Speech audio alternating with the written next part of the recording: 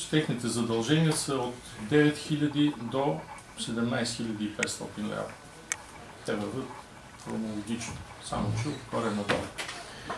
Адика ВД ЕОД. Това е първата фирма. Тя има от този списък най-много задължения. 17 385 лева. City Point Видин ЕОД. АВВ ТХН ЕОД. Адом 2010 ЕОД. Мобиле Инвест ЕОД.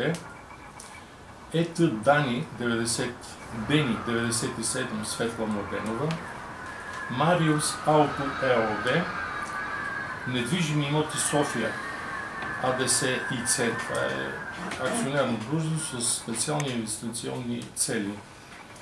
БХ-90 Ангелово ИСИЕ стопанско сдружение. Автотранспорт ООД. Автотранснорд. Тено и Син ЕОД. Елит ЕОД. Ивлор ЕОД.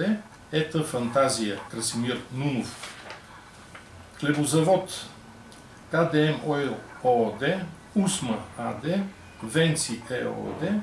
Сорин Консултинг ЕОД и Олимп ЕОД, което Олимп има 8728 лева задължения.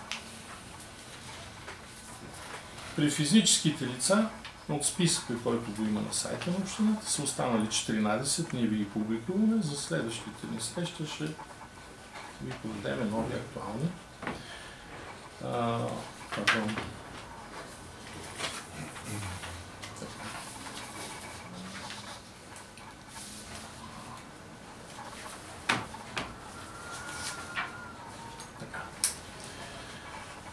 Тук сумите, които се дължат, са в порядъка от 2700 до 9813 лева. С най-голяма сума е Петко Тодоров Гогов.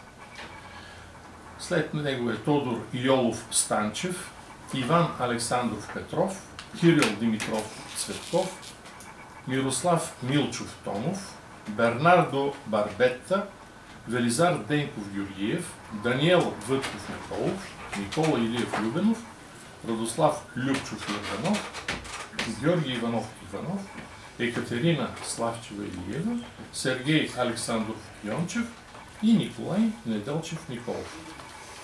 Трябва да ви кажа, че всичките лица, едните и другите, имат съставени актове за установяване на задължения.